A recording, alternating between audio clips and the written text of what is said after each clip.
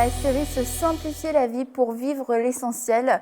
Donc pour vous remettre les idées en ordre, c'est que notre essentiel, notre priorité, c'est Dieu, c'est notre relation avec Dieu, le temps qu'on passe avec lui, cette intimité qu'on a avec lui et qui va venir influencer tout le reste de notre vie, et que le secondaire était rempli de tout le reste. En fait, le secondaire est comme un gros sac rempli de tout le reste, et c'est Dieu qui s'occupe de nous dire que telle chose est importante à ce moment-là de notre vie, que c'est important de passer du temps, d'investir, et la manière dont on doit s'investir au niveau du temps, au niveau de la qualité, quelquefois même au niveau de notre argent. Et c'est lui qui va nous le dire et qui va nous remplir de toute sagesse et d'intelligence spirituelle pour faire la bonne chose au bon moment et pour ne pas tomber dans un cycle où on devient le maître de notre propre vie, où on prend des décisions à cause de notre raisonnement à nous. On se confie entièrement dans nos propres pensées. Et on avait lu dans Proverbe que celui qui se confie dans ses propres pensées,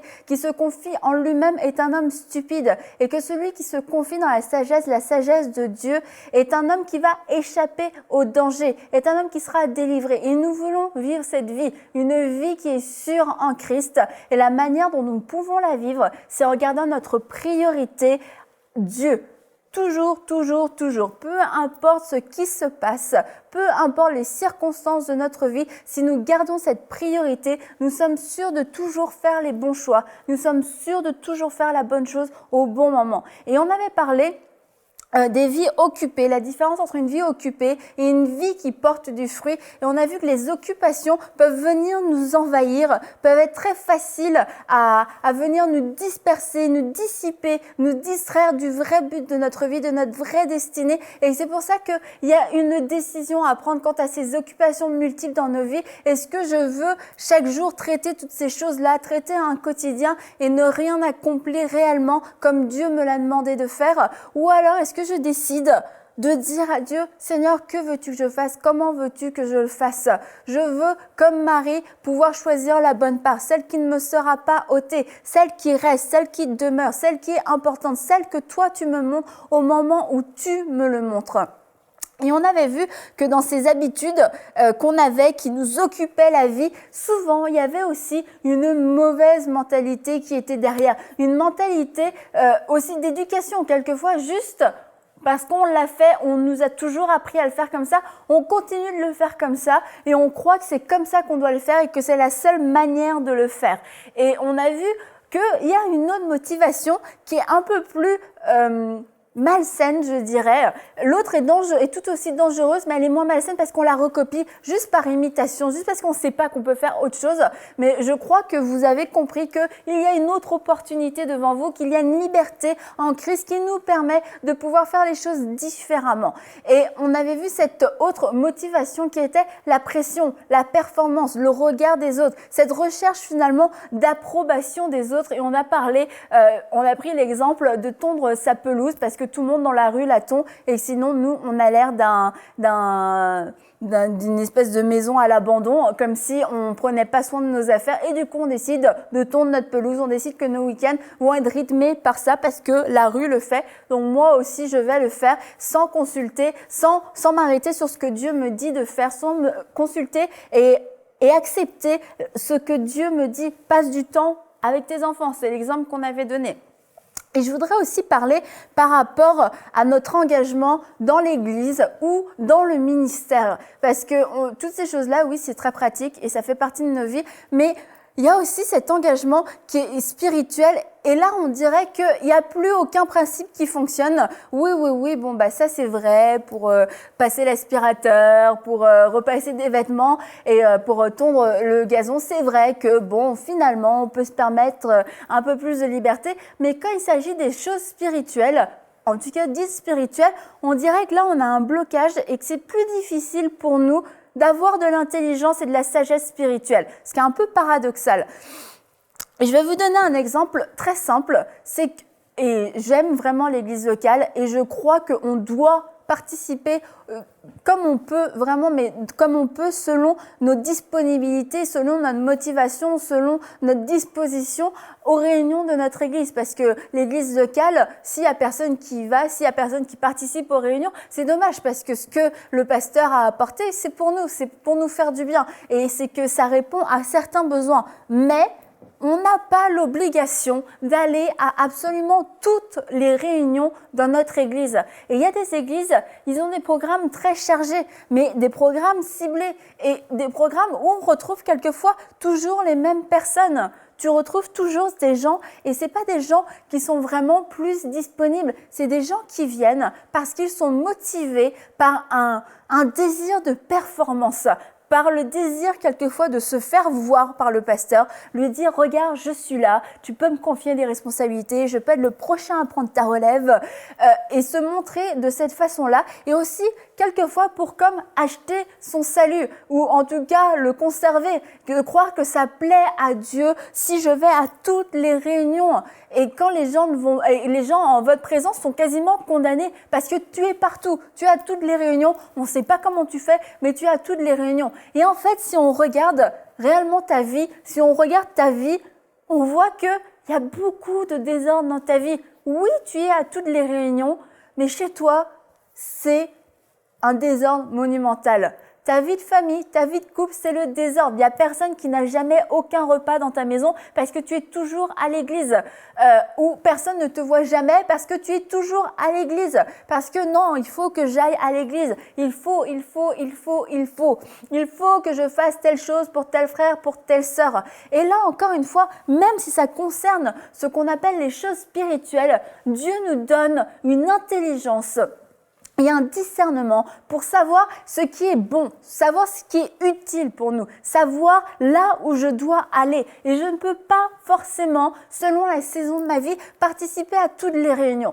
Et je vais le dire, mais quand je vois des enfants qui sont traînés dans les églises, dans des veillées de prière, du lundi au dimanche, 2 fois par mois, et qui ne dorment pas, qui mangent très peu, et qui sont laissés à l'abandon dans l'église parce que, en tant que parents, vous êtes en train de prier, je crois sincèrement que vous êtes en train de vous tromper de direction. Vous êtes en train de vous tromper de direction. Dieu ne vous a pas demandé de faire tout ça. Dieu nous demande de nous consacrer, mais en tant que femme, là je vais m'adresser aux femmes, la parole nous dit de prendre soin de notre foyer, de nous occuper de nos enfants, de tenir notre foyer. Et on ne peut pas tenir un foyer, on ne peut pas nous occuper, bien éduquer nos enfants si on passe 7 jours sur 7 à l'église et la journée vous travaillez et le soir vous allez à l'église. Honnêtement, il y a un déséquilibre et là, on tombe encore dans une vie très occupée. Vous vous dites, je suis très occupée, mais avec des choses spirituelles, avec un devoir spirituel.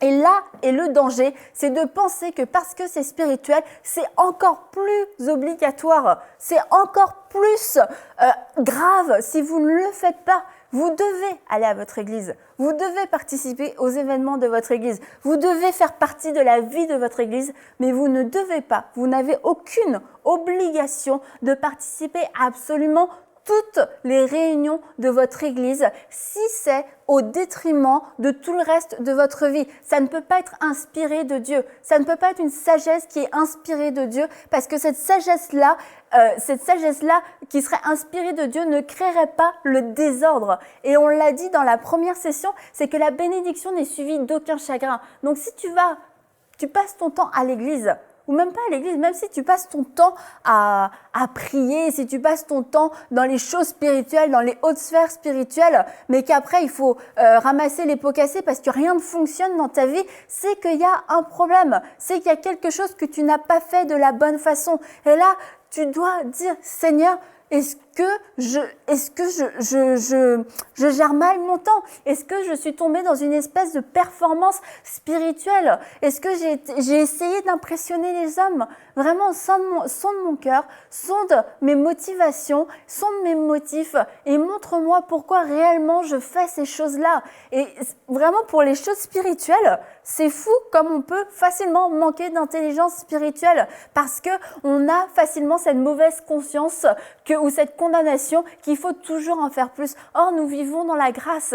Nous vivons dans la grâce. Il n'y a pas d'obligation. On le fait parce qu'on aime le Seigneur. On le fait parce qu'on veut servir le Seigneur de tout notre cœur. On ne le fait pas parce qu'on veut impressionner le pasteur. On ne le fait pas non plus parce qu'on ne veut pas décevoir le pasteur. On le fait parce qu'on sait que ça plaît à Dieu. Et on l'a lu hier dans Colossiens, qu'une vie qui porte du fruit, c'est une vie qui est agréable à Dieu. Mais pour porter du fruit, il va falloir faire preuve d'intelligence et de discernement spirituel, faire preuve de sagesse et d'intelligence spirituelle, parce que sinon, vous ne porterez pas de fruit non plus dans votre vie spirituelle. Aller à l'église constamment, connaître les messages de votre pasteur par cœur, connaître quasiment toutes ces anecdotes, ça, c'est pas un fruit. C'est pas un fruit spirituel, mais c'est le signe, peut-être oui, d'une vie occupée, d'une vie débordée, d'une vie où vous êtes passé à côté de la présence même de Dieu, que vous avez remplacé par l'Église. Et l'Église n'est pas ce complément, je dirais, n'est pas ce substitut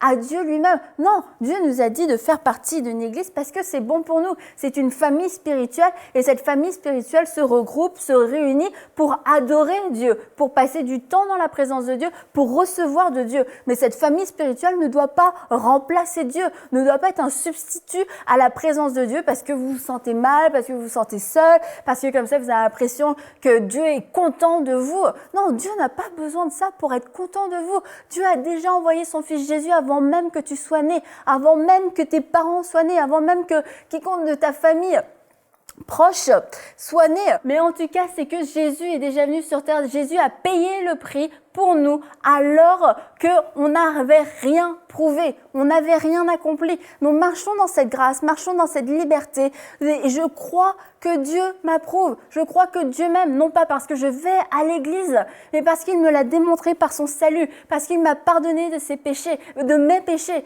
parce qu'il m'a donné un libre accès auprès du trône dans la présence de Dieu et c'est cette liberté dont je veux me saisir, c'est de cette liberté que je veux vivre. Ce n'est pas une religion, un fardeau, un poids supplémentaire dans ma vie. En plus de ça, il faut que je serve. Le service vient du cœur. Le service est une obéissance à Dieu, mais qui est accompagnée de la joie. Pourquoi? Parce que c'est une obéissance et parce que on est heureux d'obéir, parce qu'on sait que là, dans ces cas-là, notre vie est agréable à Dieu. Donc ne tombez pas dans cette performance spirituelle. Je prie, je lis ma Bible, je vais à toutes les réunions, je vais à tous les rassemblements de la région, de mon pays, même à l'étranger. Mais finalement, ma vraie relation, ma relation intime avec Dieu, il n'y a rien. Il n'y a rien parce que je l'ai remplacé par toutes ces choses-là. Et ça, c'est vraiment dangereux. Retournez simplement dans la présence de Dieu et Dieu va vous montrer que vous avez sûrement mal géré vos vies, que vous avez mal géré votre vie spirituelle, votre croissance spirituelle. Et souvent, vous allez voir que vous avez même tourné en rond. Et c'est parce que vous avez cru qu'en vous attaquant au domaine spirituel, de faire plein de choses spirituelles, ça allait provoquer une croissance spirituelle. Mais en fait, non, parce que la seule chose qui va provoquer une croissance spirituelle en vous, c'est cette intimité avec Dieu qui va vous pousser à l'obéissance et qui, oui, va porter du fruit. Mais à l'inverse, ça ne marche pas. On ne fonctionne pas sous la loi. Je fais, donc Dieu me récompense. Non, nous sommes dans la grâce. Nous sommes dans une alliance de grâce. Donc, laissez tomber cette performance. Laissez tomber cette pression qui nous dit, je dois faire, voilà comment ça se passe, qui élève des standards d'une façon qui ne sont pas bibliques, qui nous impose des règles qui ne sont pas bibliques. Le joug qu'en tant que chrétien que nous avons n'est pas un joug qui est dur, qui est lourd. Parce que dans ces cas-là, pourquoi avoir accepté ce joug-là? Non, il a dit, c'est doux et c'est léger. C'est doux et c'est léger. Et je veux que dans ma vie, je puisse sentir que ce soit doux et léger et pas que ce soit un fardeau de tous les jours, comme si tous les soucis du monde me tombaient sur les épaules, comme si le salut de tout le monde dépendait de moi, comme si le salut de mon entourage, de ma famille dépendait de moi, de mes performances, que mes voisins vont être plus heureux si moi je tombe à pelouse, que je vais être plus heureux si mon ménage est tout le temps parfaitement fait.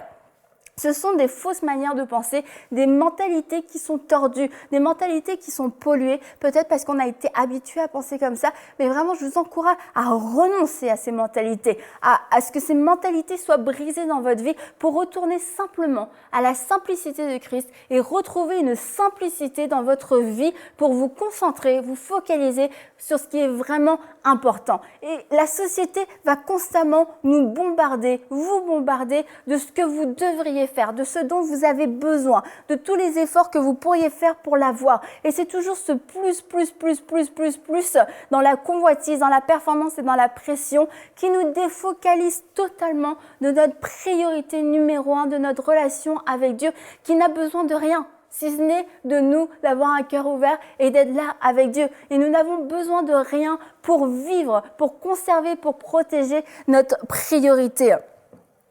Et par rapport même aux habitudes, dans la session précédente, on a parlé de plusieurs choses, mais je voudrais encore redonner quelques petits exemples pour que vous puissiez savoir que j'ai parlé du bio, j'ai parlé, comme j'ai dit tout à l'heure, ménage, repassage, machin et tout ça, tous ces trucs-là.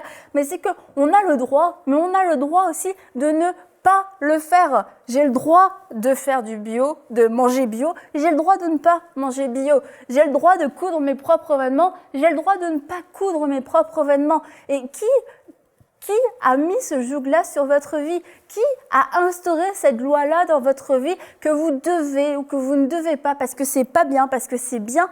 Qui a fait ça? Est-ce que c'est réellement l'évangile?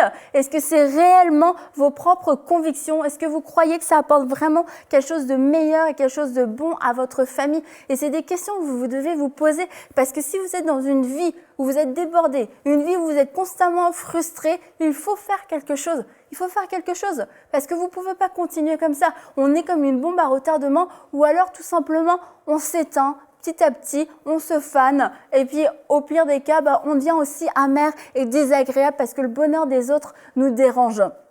Et on a le droit de faire tout ça. Et je disais quelquefois par imitation. Par exemple, le repos. Moi, ma mère, pour reparler encore de ma mère, elle était très active. Et comme je vous le disais, elle passait aspirateur 2 fois par jour avant d'aller au travail, en revenant du travail. Et aussi, le soir, quand elle rentrait, elle s'occupait de nous. Et vraiment, j'admire l'énergie qu'elle avait pour faire tout ça. Et jamais elle ne s'asseyait. Ma mère ne s'asseyait pas le soir quand elle rentrait du travail. Elle préparait à manger, elle faisait un tas de choses. Elle faisait du ménage, elle passait aspirateur, la vaisselle, machin. Enfin, elle courait dans tous les sens. Et ma mère ne s'asseyait jamais. Et puis elle disait, moi je m'assois jamais sur le canapé. Et puis pour elle, s'asseoir sur le canapé, c'était comme si c'était la paresse. Si je m'assois, ça veut dire que je suis une grosse paresseuse et que je prends pas soin de ma maison. Ça veut dire que je suis pas en train de faire ce que je dois faire et j'ai tellement de choses à faire. Et elle était tout le temps comme ça, là, comme une pile. Et vraiment, c'était dur à la suivre parce qu'elle avait tellement d'énergie. Et elle ne s'asseyait donc jamais pour se reposer. Elle s'asseyait pas vraiment, à part l'été, à la plage pour lire. Mais sinon, à la maison, jamais.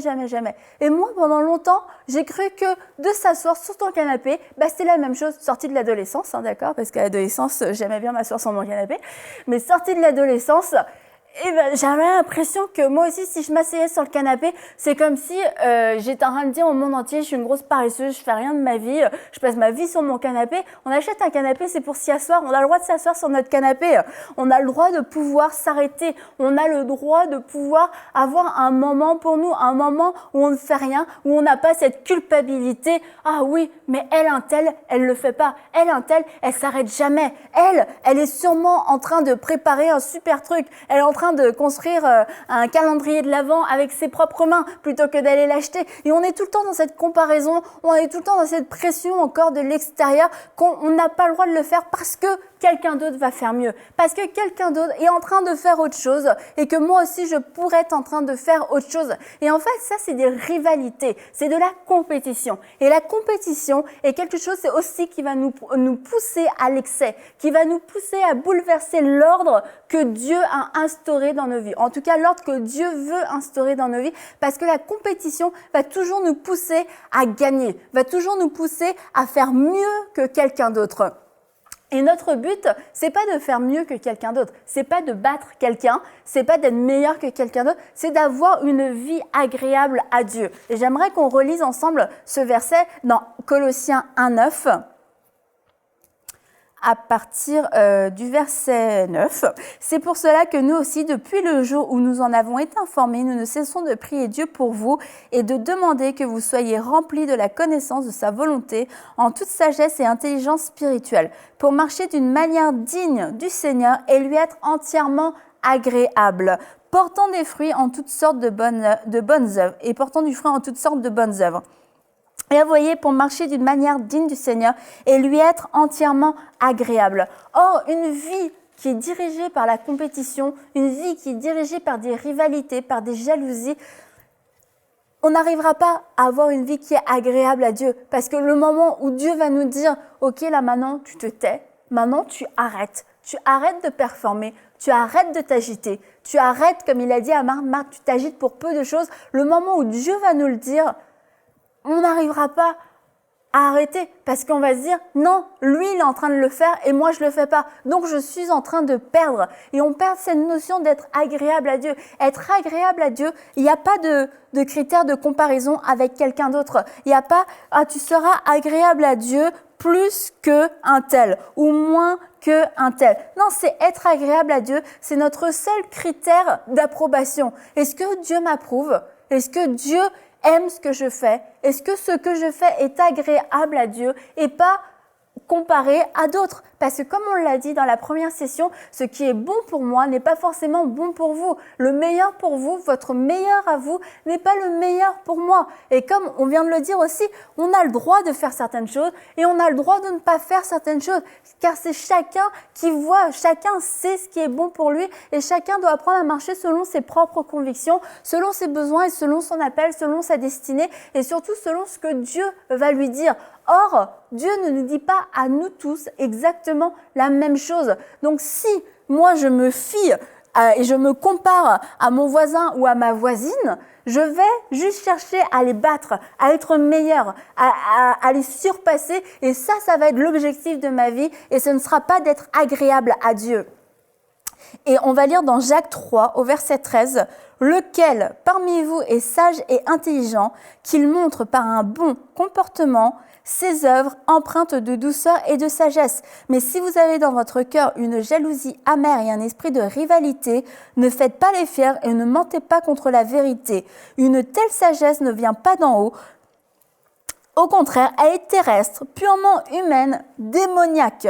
En effet, là où il y a de la jalousie et un esprit de rivalité, il y a du désordre et toutes sortes de pratiques mauvaises. La sagesse d'en haut est tout d'abord pure, ensuite porteuse de paix, douce, conciliante, pleine de compassion et de bons fruits.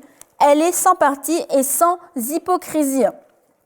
Donc on voit que la rivalité amène du désordre. La jalousie amène du désordre et amène même des pratiques mauvaises. Ça nous amène à nous abaisser, mais pas nous abaisser par humilité, à nous abaisser à des choses viles, à des choses qui ne font pas partie du royaume de la lumière, à des choses qui ne font pas partie de la manière dont Dieu fonctionne. Et cette rivalité va nous pousser à agir en dehors de nos convictions, en dehors de l'obéissance à Dieu. Et on peut prendre l'exemple du travail. Je peux donner mon meilleur au travail, on fait des messages sur l'excellence, faire le 1000 de plus, etc. Et c'est réel, c'est vrai, on doit marcher dans l'excellence. Tout ce que je peux faire, je vais le faire. Mais je ne vais pas le faire parce que mon collègue, lui, il reste plus tard et du coup, il risque d'avoir la promotion ou alors il risque d'être le préféré ou on va avoir une meilleure opinion de lui.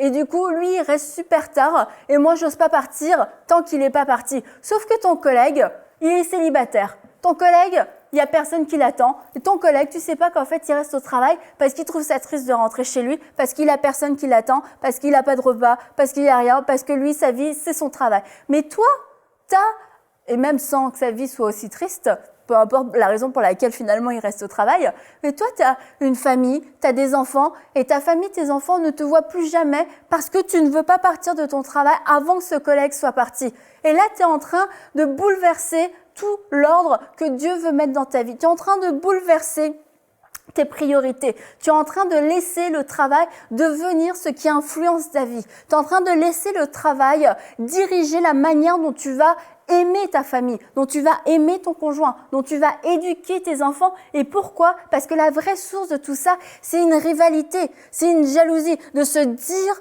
peut-être qu'il va avoir la promotion, peut-être qu'il va mieux réussir que moi, je veux faire mieux que lui, je veux réussir. Où est ta foi? Où est ta foi en Dieu? Où est ta foi de croire que Dieu peut l'impossible pour toi, que Dieu te place là où il veut, que Dieu a une faveur spécifique pour toi, et une faveur qui ne repose pas sur tes propres efforts, mais une faveur qui est gratuite. Mais par contre, alors que tu marches par ta propre sagesse, par ton propre raisonnement, s'il reste et que je ne reste pas, on va penser telle chose de moi. Tu risques d'être cet homme stupide dont on a parlé dans les proverbes, qui va tout perdre. Cet homme stupide qui n'aura peut-être même pas sa promotion et cet homme stupide qui aura échoué aussi dans sa famille. Donc faites confiance à Dieu et n'agissez pas avec des motifs impurs de rivalité ou de désordre. Parce que ce que l'autre d'ailleurs peut réussir, ça ne veut pas dire que moi je suis en échec. Je suis en échec si je me compare à lui, si je crois qu'il m'a volé quelque chose. Or en Dieu, il n'y a personne qui me vole rien. J'ai tout en Dieu. Je suis bénie de toute bénédiction. Il n'y a personne qui peut rien me voler. Il n'y a pas un collègue, il n'y a pas un homme, une femme dans le monde qui a ce pouvoir, cette puissance de me voler mon héritage, de me voler ma bénédiction, de me voler ma faveur. Donc, j'ai pas besoin de mourir d'occupation, de mourir d'activité et d'efforts et de performance sous la pression des rivalités, sous la pression de la réussite et du succès. Non, j'ai pas besoin de ça. Je fais confiance à Dieu et je marche dans la grâce et je refuse de me laisser déborder. Je me refuse de tomber dans le surmenage. Je refuse de déplacer ma priorité parce que Dieu me prend trop de temps, parce que je n'ai plus de place pour Dieu. Alors que si vous laissez votre priorité au centre de votre vie et que c'est là que vous retournez constamment et que vous laissez Dieu influencer tous les domaines de votre vie, vous allez réussir. Vous allez réussir. Vous pourrez avoir la promotion, vous pourrez avoir la famille, vous pourrez être une source de bénédiction dans votre église. Vous pourrez accomplir toutes ces choses-là. Comment? Pas par vos propres forces, pas par votre propre intelligence, mais seulement par la grâce que Dieu vous donne de pouvoir recevoir cette intelligence, cette sagesse spirituelle qui vous permet de faire la bonne chose au bon moment. Donc, simplifiez-vous la vie en renonçant à toutes sortes de mentalités tordues, toutes sortes de mentalités contraires au royaume de Dieu, en acceptant de marcher humblement et de choisir d'avoir une vie qui est agréable à Dieu, une vie qui porte du fruit, et vous pourrez vivre l'essentiel sans vous compliquer la vie avec tout ce qui n'est pas essentiel. Cette émission est rendue possible grâce au précieux soutien des partenaires d'Enseigne-moi Canal International. Retrouvez tous nos programmes sur emcitv.com.